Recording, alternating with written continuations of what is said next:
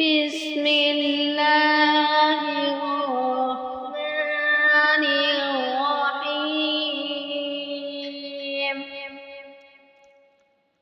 فذكر إنما أنت مذكر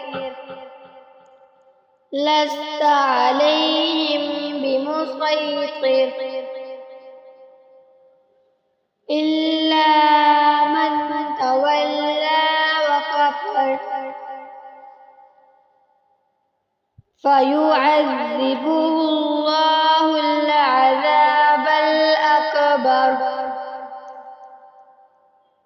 إن إلينا إيابهم ثم إن علينا حسابهم صدق الله العظيم.